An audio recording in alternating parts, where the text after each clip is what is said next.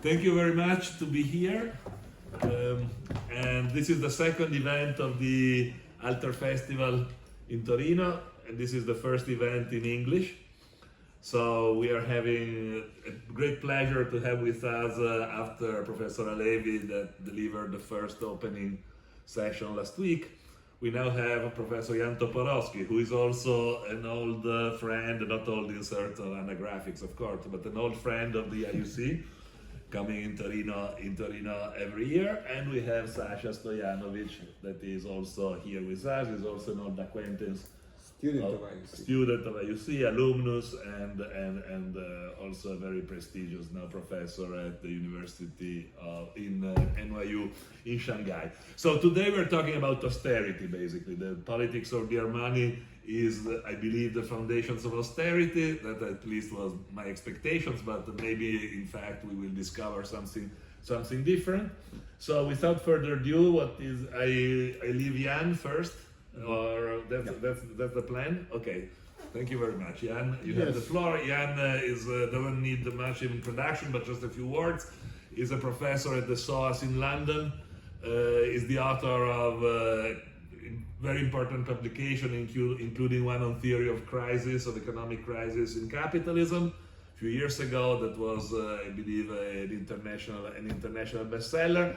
And he's gonna address us first, and then Sasha is coming after, but his book is not published yet, and therefore I cannot cite it. Okay, thank you. Bye-bye. Yeah, you have the floor.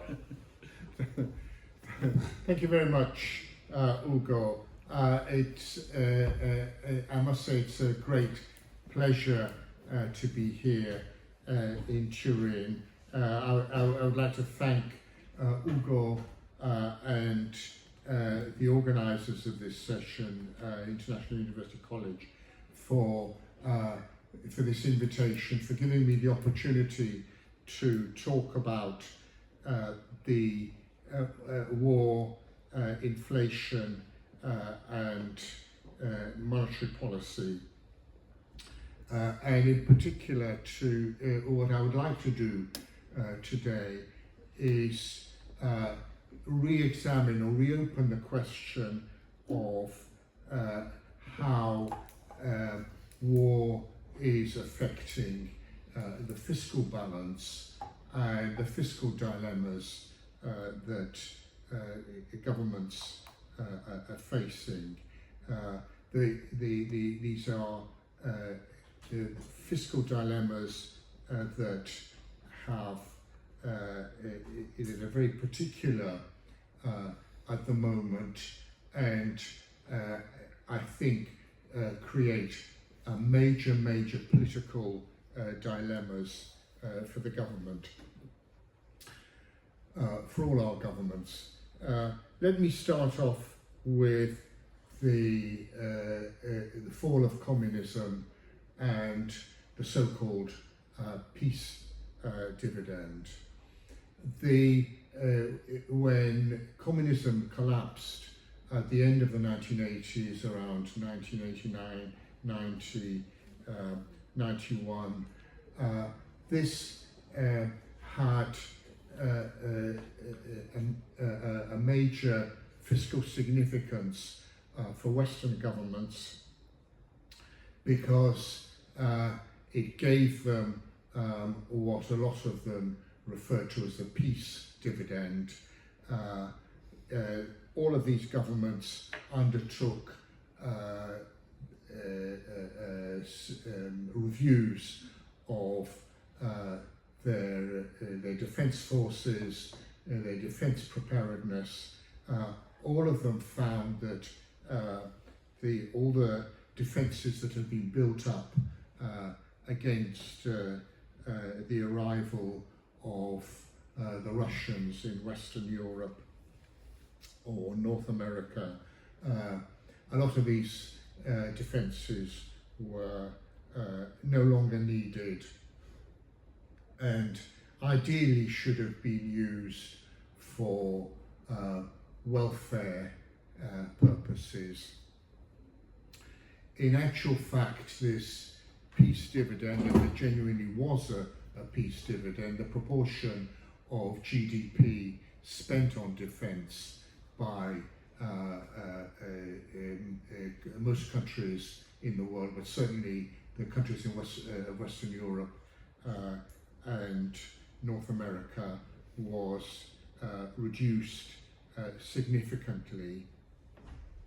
But it didn't go towards improving the welfare of citizens in those countries. It went into what was called fiscal economists refer to as debt consolidation. In other words, trying to reduce the level of debt in the economy. The two two important examples of this were, first of all, the Maastricht Agreement on supposedly creating a macroeconomic framework for European Monetary Union, and in America the economics of Bill Clinton, Clintonomics, which was also focused on balancing the US budget. I call it debt consolidation rather than austerity, because I think that austerity is a rather vague term. It doesn't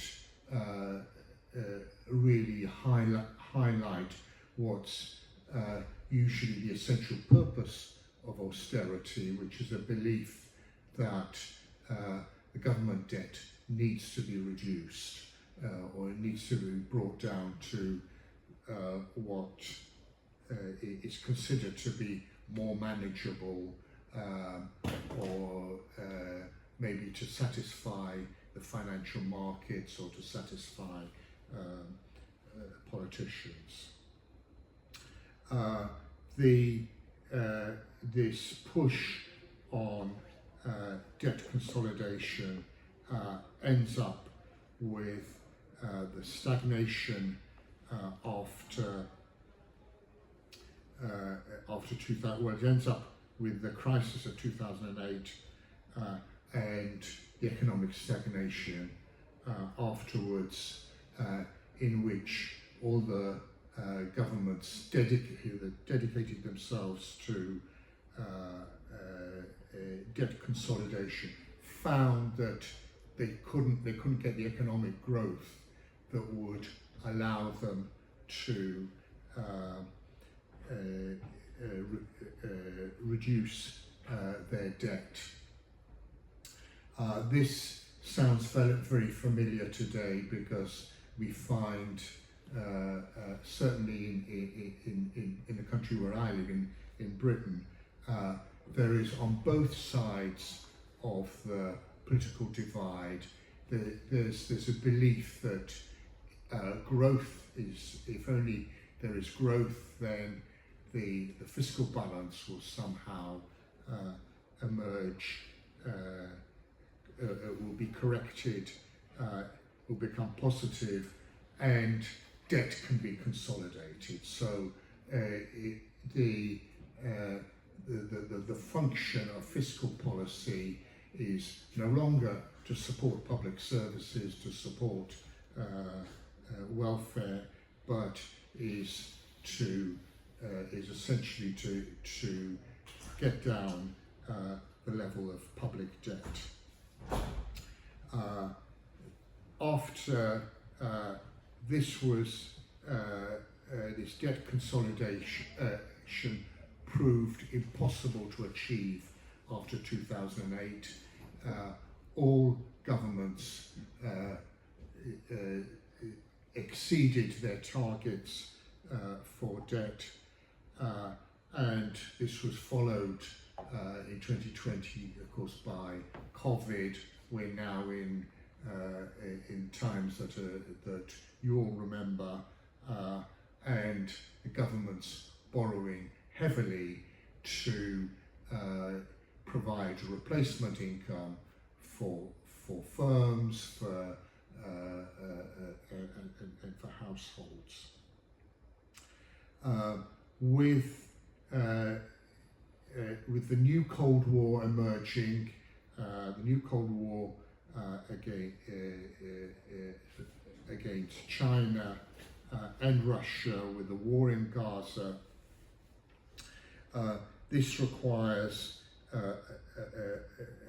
a major rise in government expenditure on defence in Europe, but also in North America.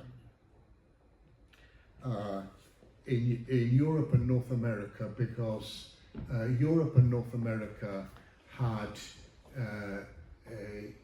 following the Cold War, following the peace dividend, following the reviews of defence expenditure, had focused on the war on terror. The war on terror was a war against a lightly armed enemy that could had to be fought with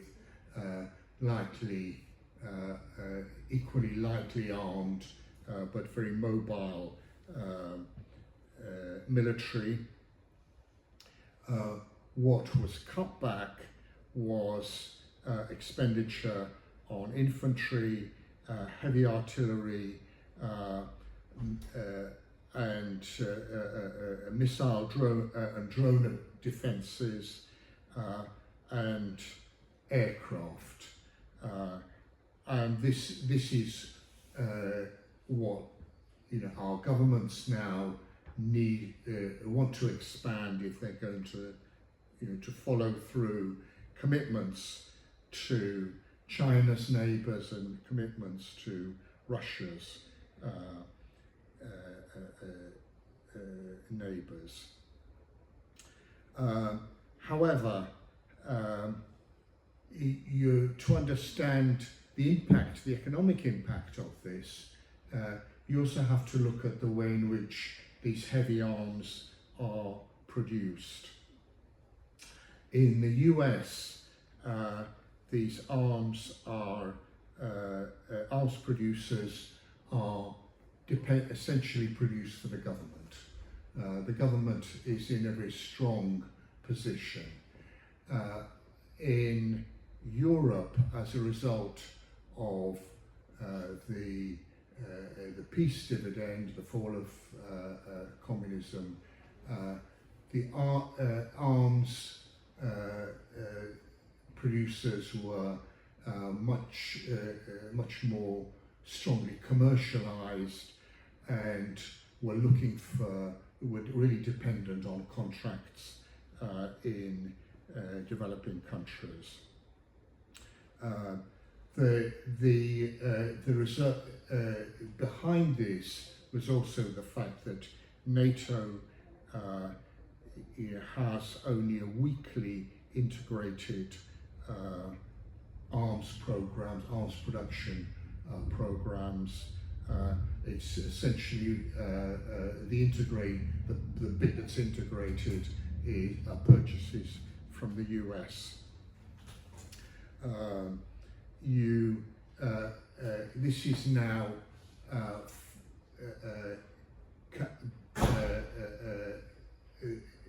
requiring a reconsideration of arms, particularly because there are certain fundamental differences between the kind of warfare that is being prepared for. The confrontation with China, for example, is much more dependent on the navy.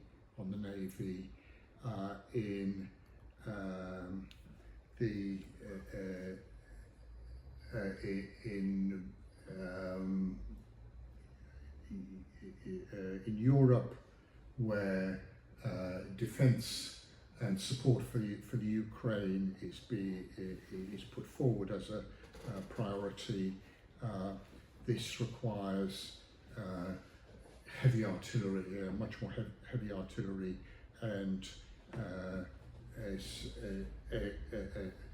defences against missiles, drones, heavy aircraft, and so on. So, my essential argument here is that first of all, there's a major to make their defence commitments effective. The Western governments, NATO members, have to make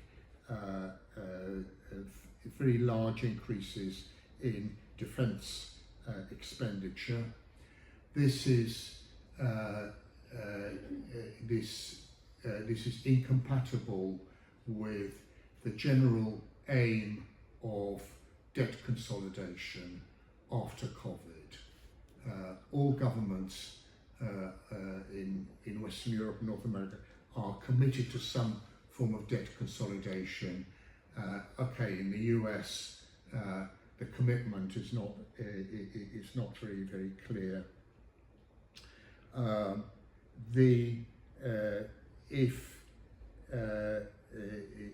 What it's sometimes put forward as is not so much debt consolidation, but a commitment not to have additional taxes, not to raise additional taxes.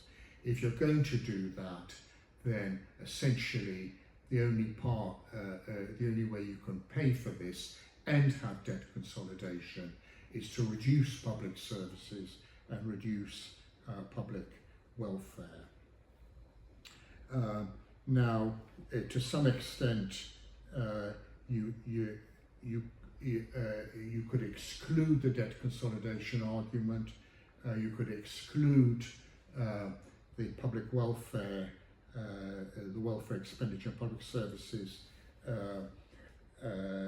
argument if there were an actual, a real war like the Second World War or the First World War.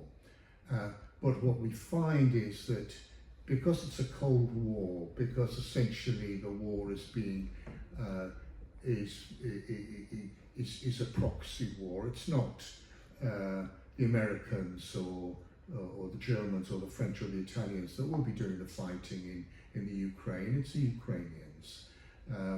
If there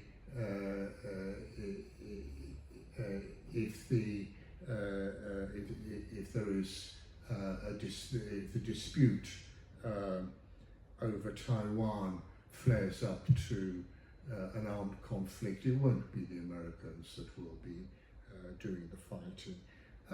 But what that means is that there is still space within the political debate for arguing that debt consolidation should be the priority and no additional taxes. If you compare this with, let's say, what happened during the Second World War, during the Second World War, there's absolutely no doubt about it that additional taxes were necessary. People were prepared to pay for it. They were prepared to pay for it because there were people fighting and dying, people that they knew were fighting and dying to defeat fascism. This is not the case now. However, that's the pessimistic side of what appears to be a growing slide towards armaments, an armaments economy. The optimistic, there isn't a good side to it, and that is that wartime is usually a time of inflation. It seems to have come as a great shock to the central banks that inflation has rose following the invasion of the Ukraine. And inflation has one very positive effect on debt structures, and that is that it reduces the real value of debt. In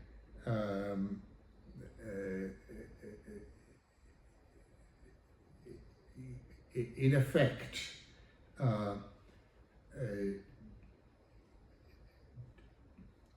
defence does not need to come at the expense of welfare spending and public services.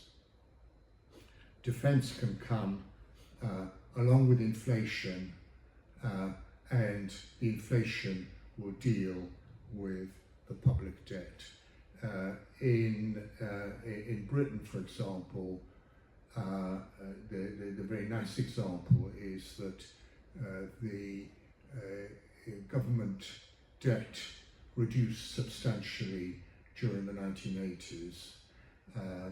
It was on the Conservative side, it was always attributed to the very tight fiscal policies of Margaret Thatcher.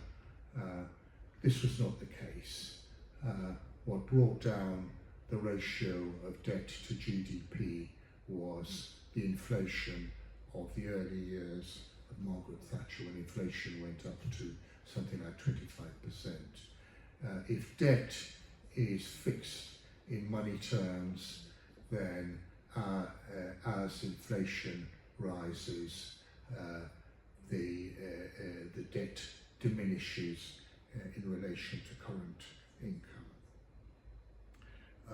So we can see a positive outcome in that if there is a positive outcome to an armaments economy, is that it will deal with the public debt through inflation. And if I can just conclude by saying, in fact, all wars are inflationary, the Cold War as well.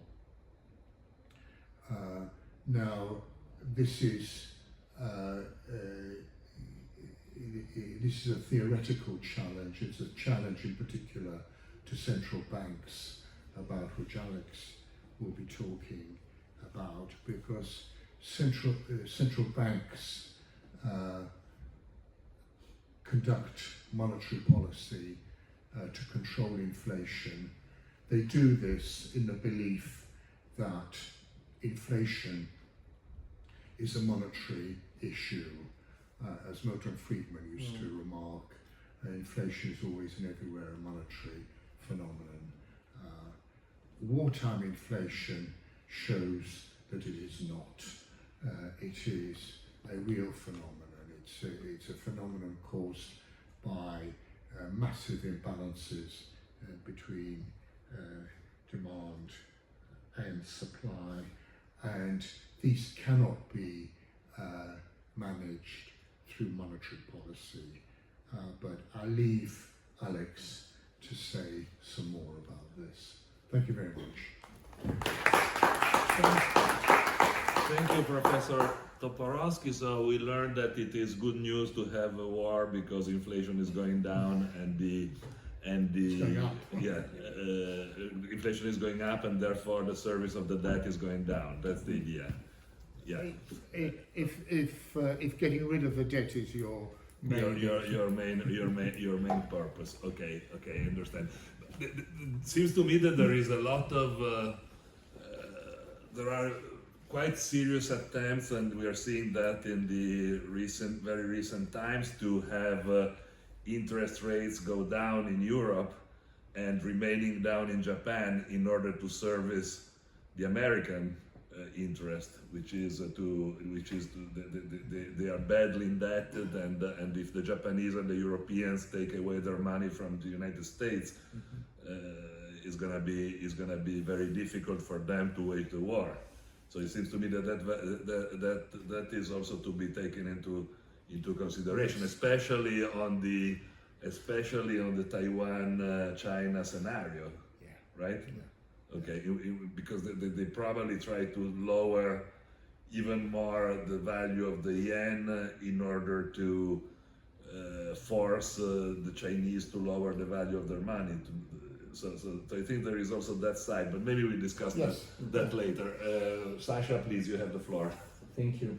First of all, thanks UGO and Pepe for this invite. I'm really honored to sit here, and you have to speak a little louder. I'm really honored to sit here with the two of you, my professors and mentors.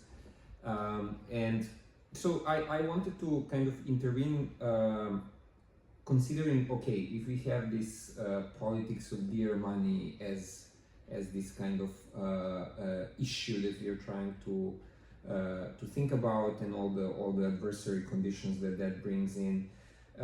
One thing that I thought is that maybe if we simplify things as they sometimes get simplified, there is an underlying ideal of cheap money that we might fall into, and I don't think we should. So I would want us to kind of be cautious about that and think about why the world of cheap money is not really much better from our political standpoint.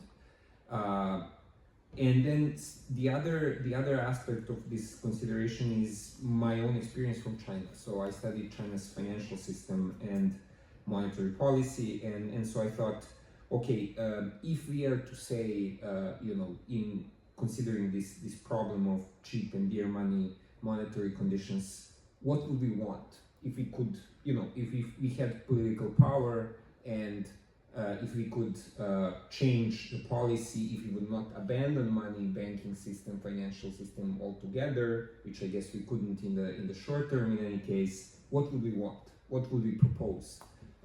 Cheap money, dear money, how does that work? And what do Chinese do about this? How do they navigate this reality?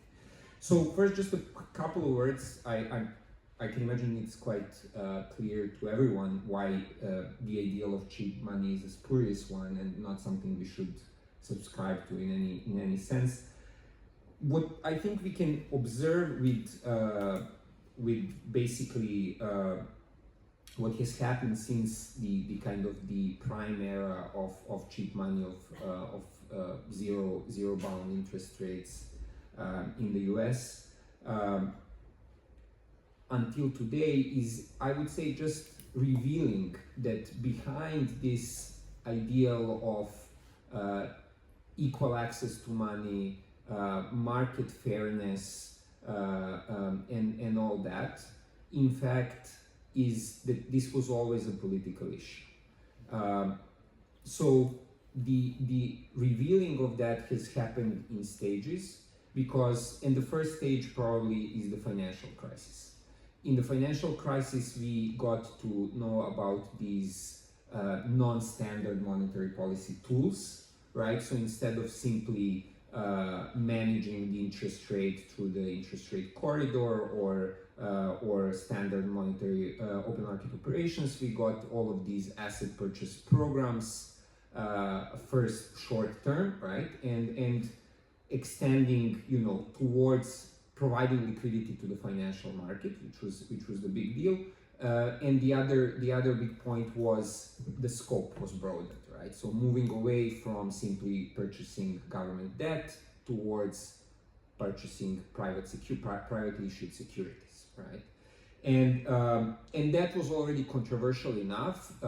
It was done in the name of financial stability and finally protecting these markets at the time, but it was noticed very clearly by the critics already at the time, is that if the initial system could appear to be somehow neutral, even if it wasn't, and there were distributional effects to different types of interest rates even beforehand, once we started with these asset purchases, there was the question of what is central bank going to be purchasing, right? And we have seen this being resolved differently in the US and in ECB and in Bank of England in terms of what are the valid securities to purchase for the central bank, which is of course a huge advantage for the issuers of those securities, right? If you are going to have a central bank guarantee and promise to buy an amount of your debt, that makes your debt a very valid asset for everyone, right? And we have seen people criticize this, say, you know, if you're going to be buying the top, I don't know what percent companies debt, or you're going to be buying the average portfolio, or these kind of questions, right? And then of course we had COVID and war, and the amount and the number of these facilities for purchasing securities and creating liquidity in these markets has only gone up. And this idea that, you know, there is, you know, this neutrality, this kind of equal access has kind of been, you know, less and less tenable and less a thing. And then now we have you know, confronted inflation, and in the face of inflation, of course, you know, from a monetary perspective, we need to raise the interest rates, right? And then we have one thing, and I talked to you about this a little bit beforehand, is when we say rising interest rates, first of all, we need to be aware that one thing are the conventional monetary policy tools for doing that, right? So moving the corridor of the monetary policy, of the monetary corridor. And then we have the non-conventional tools, which is about these asset purchase programs. And if the idea is to raise the interest rates, and we are going to do all of our monetary policy tools, that would mean that in every situation we are both going to quote higher rates on the corridor, and we are also going to now be selling back to the market all of these securities that we have purchased to tighten the money supply, as monetarists would say.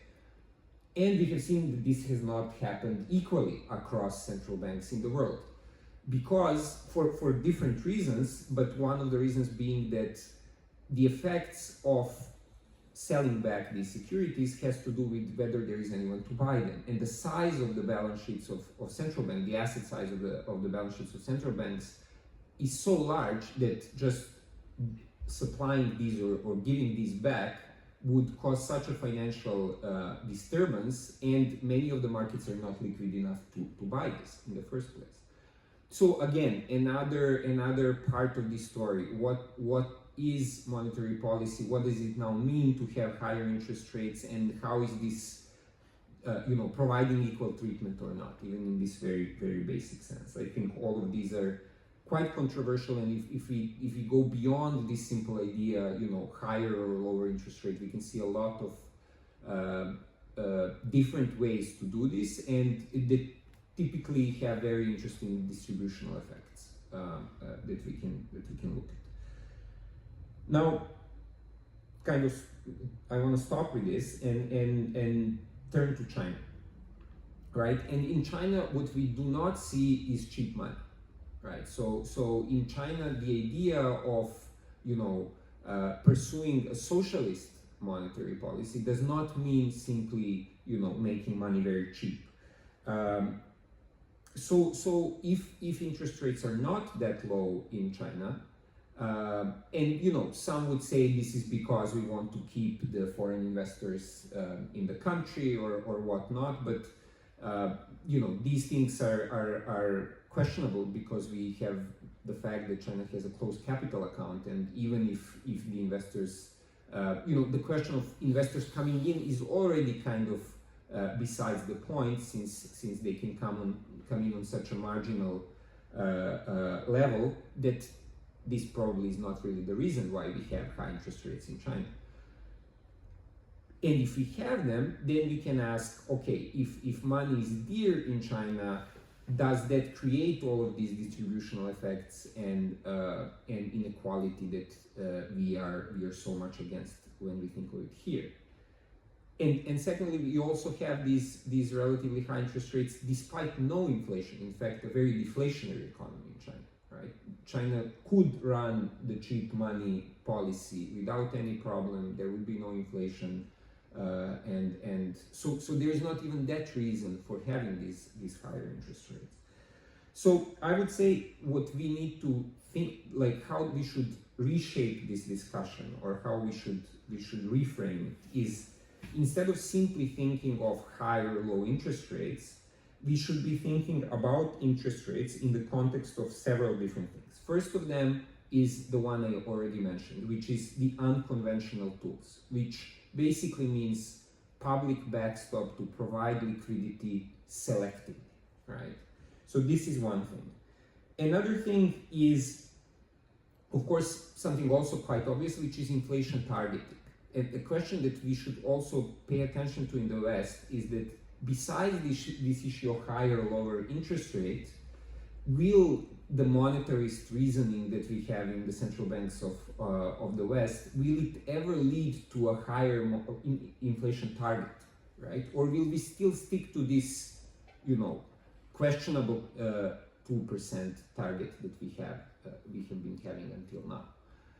So this would be the second piece that we should have the third piece we should have in mind. And final piece, right, which is so far from our way of thinking about this thing, or the reality that we have around us, is really direct control over lending and borrowing, right? So in China, to think about monetary policy without having the context that the main lenders are state-controlled banks and the main borrowers are state-owned companies and local governments, would be completely beside the point.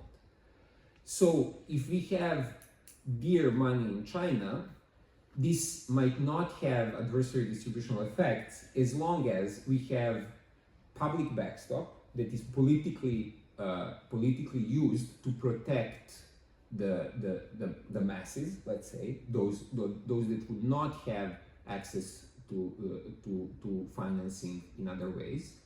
Let me give you an example. In China, we have had since 2020 this unraveling of the real estate sector. And that unraveling has hurt all who were kind of invested in the balance sheet of these real estate companies.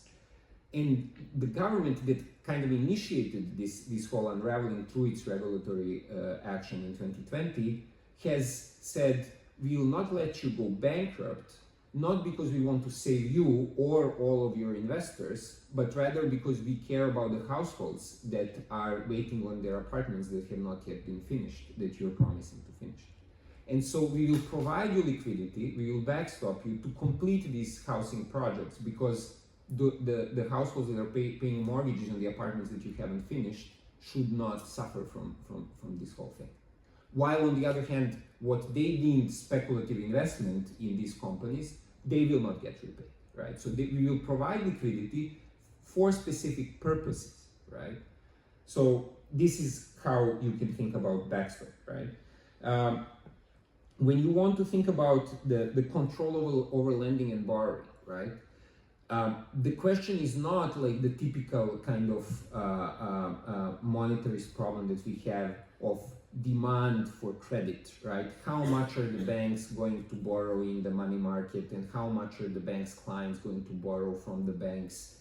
All of these being these kind of independent entrepreneurs and households and financial institutions, but rather you have a state banking system that is, even if the interest rate is high, going to borrow in the money market as much as the state suggests that they should, at a given interest rate. And then you are also going to have the local governments and the state-owned companies who are going to borrow from the banks at that same interest rate, right? Even if that interest rate is high, right? So I would say if we need to think about monetary policy, progressive monetary policy, maybe this is a context that we should consider, right? If you have fully privatized banking sector, and if you have a fully privatized borrowers, or like completely private entities that are borrowing, and this brings back to the balanced budget issue, right?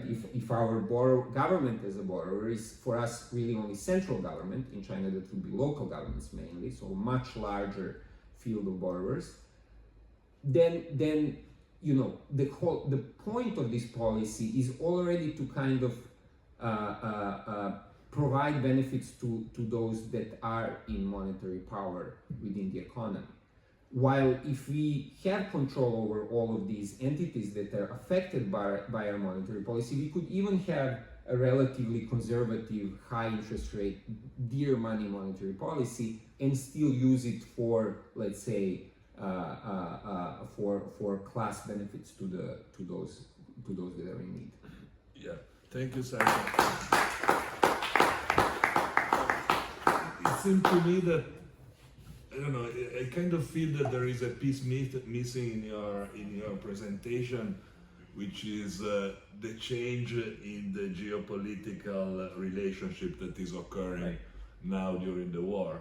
Because China, as far as I know very little, but as far as I know, is interested in having a quite stable currency and is interested in maintaining the currency strong, because if you are in the process of trying to structure a new market and to de-dollarize the global economy, clearly you want to sit at the table with the Russians, with the Iranians, all the others of the BRICS in a position of strength in order to say, okay, now we are going to create, the BRICS pay or whatever, in order to de-dollarize the global transaction, and taking away from, not so much from the United States, I would say from City of London, Wall Street, the huge advantage of having the global trade happening in US dollars. So it seems to me that there is that competition right now that is going on pretty fiercely, which is probably already fighting the war without the guns on the ground yet, but it seems very much a pre-World War I condition, with these very tight blocks of people that deal within the block and don't allow to go out. So the question of the interest rates, I think, should be put also in this kind of picture. How do we want to do that?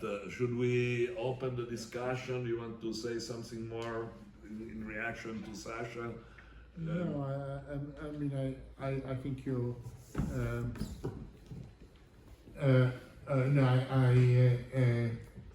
I think I agree with the general points that he raised. The whole idea behind inflation targeting, that somehow the rate of interest can be used to manage the rate of inflation. It really doesn't apply. I'm intrigued also by his criticism of low interest rates. That low interest rates are not necessarily the answer, because it's not. Low interest rates don't actually cause anything. Keynes's idea of the euthanasia of the rentier was, which incidentally you can also find. Marx also mentions something similar in Capital. It's not viable. It's just behind it is a dream that if interest rates are too low, then we'll all go out and start producing goods, as a way of making money. Well, that's not how it happens.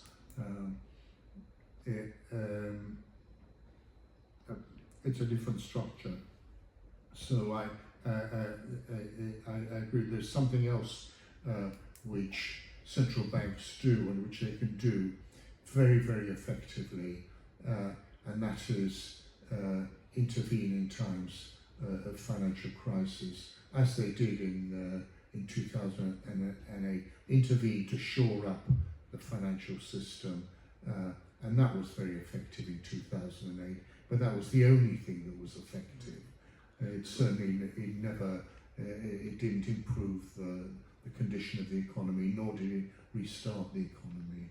So I'm skeptical of, I share such as skepticism about monetary policy. It's not, it's overrated. But on the other hand, I do think that there is in terms of using fiscal policy needs a proper system of debt management, and that doesn't really quite exist. And the flaw that Sasha pointed out in China is, of course, that there is the Chinese government itself has its problems with the debt management of the provincial governments, and behind that the debt management of the private sector and the private construction sector. So, yeah, that's kind of my comments. Comments from the floor? Is there anybody who is interested in asking questions or in putting some thoughts? Please, could you come here to talk in the micro, please? Thank you.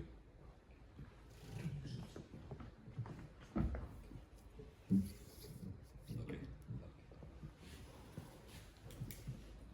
I'm Siddiq Sudi from Somaliland. I want to ask professors one question about the Chinese debt. Keep up. Yes, please. Chinese debt and African monetary system.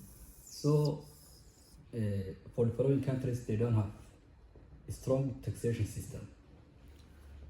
So I'm asking the professor, what about how the debt, Chinese debt affects the monetary and fiscal policy in African countries? Let's see. Thank you. Thank you. More questions? Should we take more? Yeah. But I would like to ask about Argentina. don't cry for me, Argentina. Oh, what? Don't cry for me, Argentina.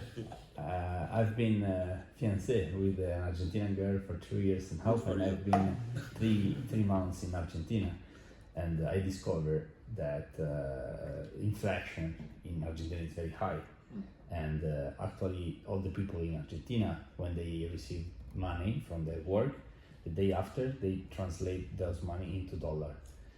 And this is just because the people don't trust the government, the Argentinian government. So the Argentinian don't trust the Argentinian government, so they transfer to dollars, American dollars. And that's created a big problem, because it's a bad circle that will always go deeper in, okay. And I don't know. Question. What can you say about this example of inflation? It's just dollarization, yes. Yeah, but I understand. The Americans work hard on those things, you know, Ecuador, Argentina, and many others, because you know it's the usual story. They need to keep a market that is broad enough in which they can manage the economy. Yeah, but my question the risk is that instead of buying dollars, they will start buying, you know, whatever. wine. Now they are buying something like that. Bitcoin, for example. Yeah, there is advertising to say for gift for Christmas, gift Bitcoin instead of gift, for example. But I talked with a lot of Argentinians asking for that, and they say no, I don't trust Argentina, so I want to buy dollars. I mean, it's not American, maybe yes, maybe also, but they propose this vision about. Okay. So, Jan, you want to answer these two questions, and then I have Professor Halevi online. Okay. Yes, on the exchange rate, the exchange rate is crucial, and it's crucial because it's the one monetary variable. It's the rate at which one money exchanges for another one.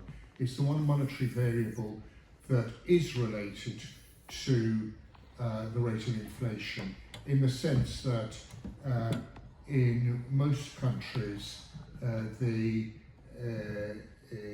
exchange rate determines the price of imports, and therefore if the exchange rate is devalued, it tends to cause prices to rise. It's one of the fundamental reasons for the establishment of the European Monetary Union, because most countries in Europe are too small actually to be able to run, to operate their own currencies on a stable basis. So the exchange rate is crucial. How are fiscal and monetary policies related to this? Well, they're not really much, because they, contrary to what economists say, you cannot have a good exchange rate just by running good fiscal, whatever you define as good fiscal or monetary policy. Somaliland has a particular problem in any case, because Somaliland is not a country that is recognised by many other countries, and therefore there are problems with trade payments. So in effect, I guess you're probably moving towards dollarization. Yes, in the case of Argentina, sorry? I don't think it's going to be dollarized, Somaliland. No. They might go the other way around. Yeah, yes, yeah. I mean, we'll go with Ethiopia, I think. Right? Yeah. But they, yes, I mean, and Ethiopia is not dollarized. Yeah, maybe adopt another country's currency. Certain, yes, regional currencies are at the moment a topic of hot discussion in international circles. I mean, regional currencies like, let's say, the rand zone in South Africa. In the case of Argentina, and this is a very good example of what happens when control is lost of the foreign exchange markets, and certainly there were parts of the Argentine economy which always were dollarized. If you the real estate market in Buenos Aires always was quoted in dollars, not in even if the settlement was in local currency, but it was all in dollars. And this is dollarization is one of the kind of solutions to hyperinflation, but it doesn't really work. And it highlights what Minsky actually argued. Hyman P. Minsky, great American economist, financial economist, who argued that because of that the real problem is the system of international debt. This is what gives the dollar its value. This, incidentally, is also why I don't think that the BRICS attempt to set up their own currency will work, because there isn't an international system of debt in that currency, whereas there is an international system of debts in dollars. But if you have this system of international debts in dollars, then it becomes necessary for the United States, this was Minsky's point, it becomes necessary for the United States to run a balance of payments deficit, because in order to supply free dollars to the rest of the world. And it's noticeable that every time the US moved into trade balance or trade surplus, 1982, 1990s under Clinton, the echo of this was in developing country crises.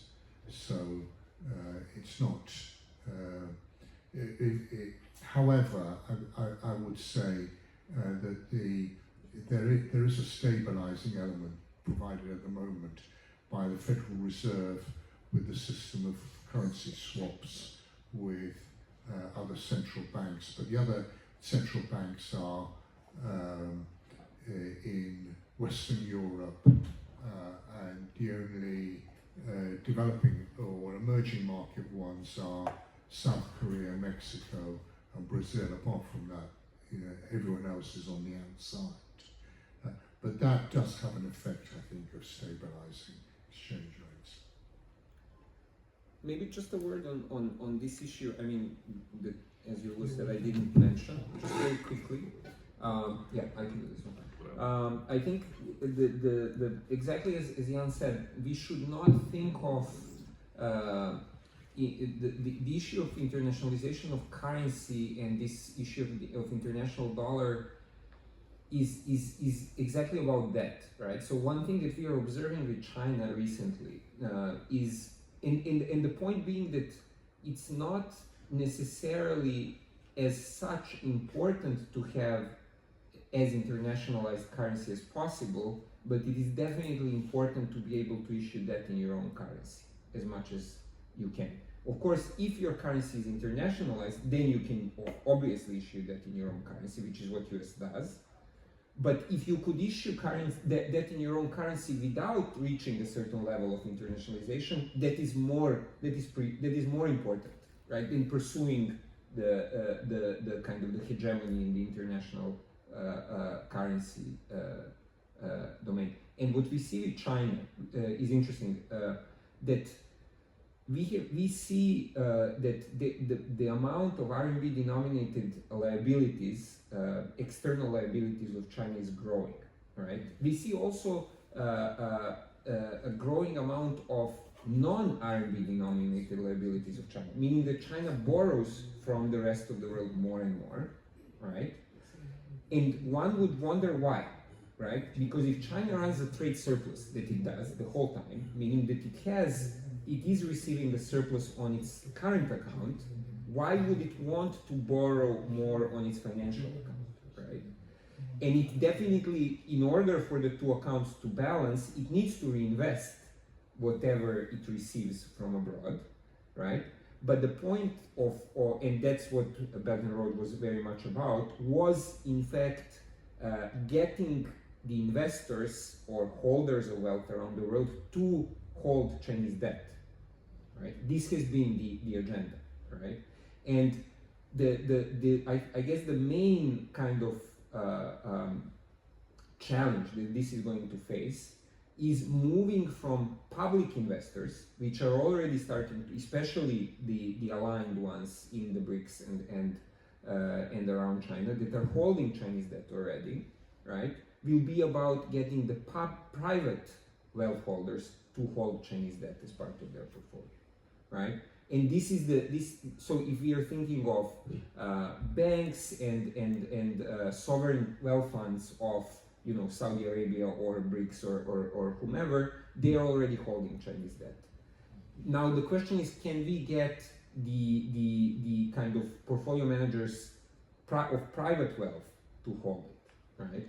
And this has been the challenge, right? This is where dollar is supreme, right? Because for them the question is liquidity, right, and the return on this, right? And for the moment, dollar offers these two things because the point is that the returns to scale of such a large global financial market make it always liquid, and for the moment returns are high enough. Yeah, but there is also the fact that the Americans are closing up the market to China. So it's not that we are in a situation of WTO right. plus. We are completely out of that right. of that structure, and we have the Americans really don't allow Chinese commodity to get in anymore. Right. And probably they try to keep down Japanese in order to get the imports from Japan in substitution of the imports from China, compelling China then to lower the interest rate lower the interest rate in order to devaluate basically the currency and keep the markets in the areas that are contended in the East. So I think that the degree of war protectionism that we are seeing now is quite unprecedented and is changing the variables we usually consider when discussing economic policy and fiscal policy. Seems to me, I don't know. Yes. Let the master speak. Yes. Yes. Yes. Okay, so I actually appreciated very much Matteo's question. I think it's actually a very important question, and I want to relate it to Australia, because Australia should be exactly in the state of Argentina. Exactly. Actually, Argentina is by far more industrialized than Australia, by far more. Now, Australia is successfully deindustrialized totally. In the OECD countries, the lowest. In terms of the MIT Harvard Index of Complexity, Australia is at the level of Uganda. Okay. Yeah, it's at that kind of ranking in terms of industrial complexity. So why is that Australia not in the same situation as Argentina? The reason has got nothing to do with the faith in government. The reason has got to do into the imperialist relations. Australia is part of a club. Serbia will never be part of a club unless it becomes a totally different. But the club of those that speak English, eh? Yeah, but They speak English, have the common law. I mean, they come from the but what I'm past. saying that Yeah. Australia is part of the club. New Zealand was risking being out of the club because Okay. New Zealand passed a ban on visiting on nuclear ships by the United States. They cannot dock nuclear propelled ship or nuclear armed ships. They cannot dock in New Zealand ports. Okay, that's back in the 80s, and it's still enforced, that ban. So New Zealand Out of the club. has been cut out, and in fact, New Zealand has been saved by China. Why? Because it has become the dairy and milk milk and fish exporter to China. Fish, as a result of the fact that on the basis of the law of the sea, New Zealand has a huge amount of ocean that they can rent out to the Chinese shipping boats, and they get a lot of money out of that. Of course. And then the transformation of New Zealand into a dairy producing country for China. That's what's exactly like Uruguay was saved by China because they started importing meat and they started importing soybeans from China to China, exporting to China. So the reason is, but Australia issue most of its international debt, and in terms of per capita debt, Australia has a high per capita international debt, not a low one, it's a high, issued in Australian securities. They are not issued the bulk of it. Why is they accepted? The Australian dollar goes up and down, it's certainly, mostly now is being on the decline in the last 10 years, since it reached the peak in 2013, then it is now 66 US cents to one Australian dollar. And the reason is that, come si dice, così colà dove la frase Vuolsi così colà dove si può ciò che si vuole. è più non dimandare. Okay, can somebody help me translate this? Translating Dante. Dante says, Dante Alighieri. this has been decided and no longer us. They want it that way where they can and don't ask any longer. Yeah, that's what is being told Dante, okay? By Virgilio, I think, was it Virgilio? Right, Yes. And so Australia is part of the club, it cannot go down. Right. And it can and its international debt is accepted in Australian dollars. Right. Argentina cannot issue even its own domestic debt in Argentinian pesos. Its domestic debt has to be certified by New York commercial lawyers, companies, etc., and it has to be issued in American dollar. Right. And that is the imperialist relation. Australia is a sub-imperialist country, okay, with all the hallmarks, racism, white Australia policy, all that of stuff, and it's part of the club. That's the economists here should shut up because they know nothing about the politics that leads a country to a particular position in the world economy. Okay, so that's the reason. Argentina has never come out of the Prebisch dilemma. That's the fundamental issue. That's the reason. Okay, yeah. Yeah. Are there more questions, thoughts, remarks? Thank you, Professor Halevi. I agree. And when I talk with Argentinians, they are very proud. They are proud because they were the richest part of the world before the Second World War. Yeah. And the fact is that when you go in Buenos Aires, you have, architecturally speaking, house. You have German construction, French construction, Spain construction, Italian style, and there are also community of those countries, and they don't trust each other. So maybe it's even a fact apart to the dollarization, to the imperialism, whatever, but it's also an issue of inside, of don't trust this inside community of the country. And I was scared about, we went to Tandil and near in the south, and there were some region in which still lives Indios.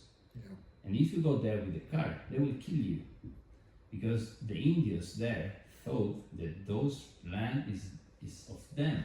So they are in war, in never-ending war with the whatever guys that is not Indios. So that even gives no trust, again, so fear of the others. Maybe that is another level. You should slim down so that they don't teach you. Yes, I am not teaching. Okay. So if there are no more thoughts and questions, I would close this very productive and interesting discussion. Thank you so much to Professor Toporowski, thank you so much to Professor STOJANOVIĆ, and thanks to all the participants to this second meeting, and I guess we'll see each other on the 2nd of July for the next event in this series. Thank you very much.